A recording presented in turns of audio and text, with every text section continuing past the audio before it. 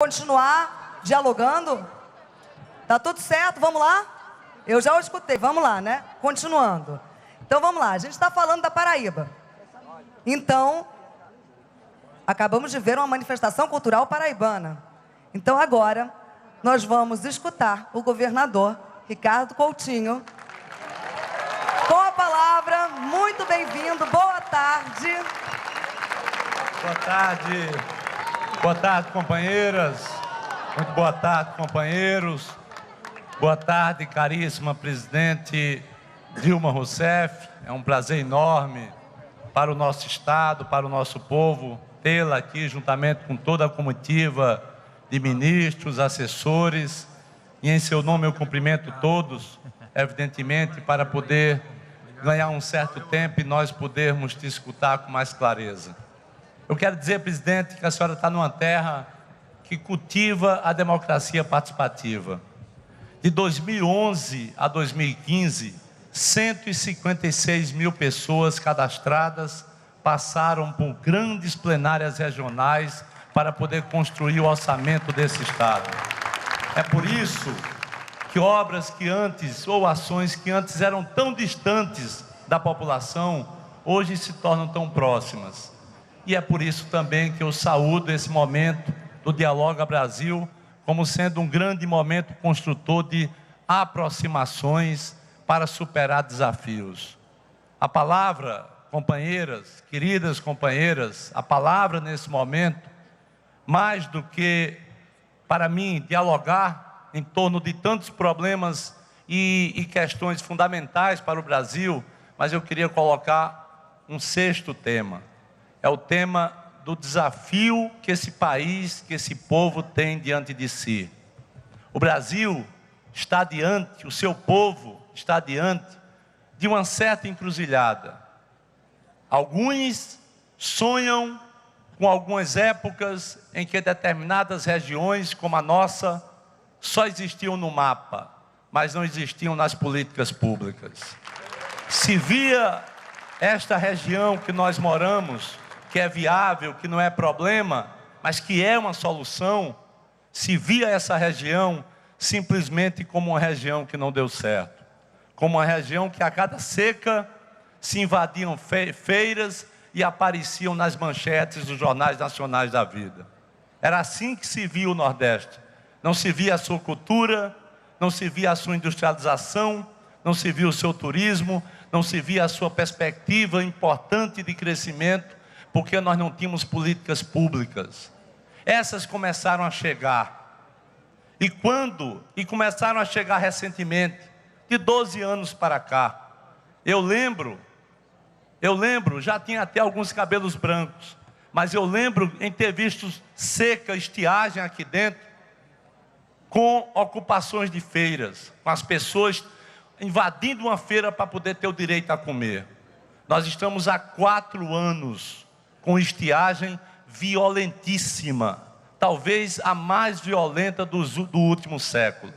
Observem, se fala em tudo, inclusive em falta d'água, porque efetivamente não tem. Estamos tendo que ter políticas compensatórias, mas não se fala em fome. Não se fala em fome aqui dentro. O Nordeste não aparece falando de fome. O Nordeste passou a ter o índice de desenvolvimento ao longo de 2003 a 2012, simplesmente superior a 27% do desenvolvimento, do aumento do PIB da média nacional. Enquanto o Brasil cresceu em média 3,7%, o Nordeste cresceu 4,8%. Isso dá 27% de aumento sobre a média nacional. Isso só foi possível porque se olhou para essa região, não como um favor, mas como uma determinação e como uma obrigação. Se mostrou porque se olhou, porque se incluiu políticas públicas aqui dentro. Se incluiu a partir do governo Lula e alguns saudosistas de antes, que eu vejo hoje serem os paladinos de tanta moralidade, mas que quando tiveram a condição de fazer, esqueceram o povo como sempre esquece, lembrando somente em época eleitoral. Nós precisamos ter o desafio para poder dizer hoje se o Brasil supera as suas dificuldades, supera os nossos erros, porque nós temos erros também, e segue adiante, ou se volta a uma época em que o povo era simplesmente um elemento, um sujeito que era chamado há 4 anos para votar em alguém. Se o Brasil quer continuar a caminhar nas suas políticas de segurança hídrica, onde a presidenta Dilma, indiscutivelmente, foi a presidente que mais avançou nessa ação específica de construção de adutoras e de avanço, inclusive, da transposição. Se nós queremos isso, ou se nós queremos aquela época anterior. Eu não tenho a menor dúvida. É por isso que o desafio está feito. Eu tenho aqui formadores de opinião. Aqui é gente que reproduz. Aqui são movimentos dos mais organizados, espalhados pela Paraíba. Movimento cultural, movimento religioso, movimento sindical, os mais diversos movimentos. O que está diante de nós é não permitir o retrocesso. O que está diante de nós é termos a capacidade de olhar para frente e caminhar para frente. Porque esse país é muito maior do que qualquer crise que porventura se coloque no nosso caminho. Nós vamos superar essa crise. Nós vamos superar porque eu conheço municípios, e como eu conheço o ministro Quioro, onde se andava 30 quilômetros para ter acesso ao médico. Muita gente aqui sabe o que eu estou dizendo. Se andava 30 quilômetros para ter acesso ao médico, sem saber que poderia encontrá-lo. Porque às vezes chegava lá e o médico não estava mais lá. Hoje você encontra o médico e mais do que isso, você encontra o absurdo de alguns setores que tentam derrubar o mais médicos como isso fosse uma política de uma pessoa e não do povo desse Brasil.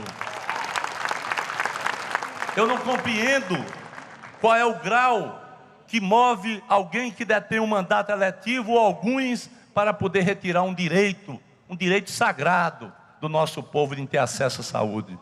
Eu quero mais do que nunca, e apenas citei esse exemplo, eu quero mais do que nunca expressar a nossa satisfação e a certeza de superar as dificuldades, superar até as impossibilidades, mas apontar para o futuro.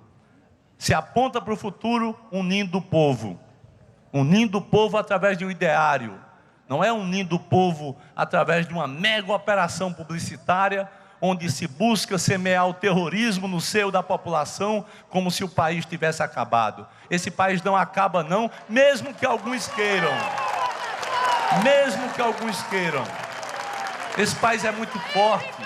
Nós já provamos isso. Eu lembro de uma época que essa inflação era simples, chegava a 84% ao mês. Eu lembro disso. Nós vencemos isso. Por que nós não vamos vencer agora um desequilíbrio de receita e despesa? Nós vamos vencer isso sim, e vamos construir um futuro cada vez mais forte, firme e decidido, para que os filhos do povo tenham direito a uma coisa chamada dignidade e respeito. Por isso, presidente, acima de qualquer questão, seja pessoal, porque não estou tratando aqui simplesmente da pessoa, seja partidária, mas eu considero fundamental que o povo do Brasil tem que defender a institucionalidade e as regras do jogo. Quem ganhou tem que levar. E tem que governar até o final. E nós temos que ajudar para poder avançar. Para avançar, porque o povo precisa avançar. O povo não pode retroceder. O povo tem que mostrar a sua força. Não é a força movida por veículos, qualquer que seja de mídia.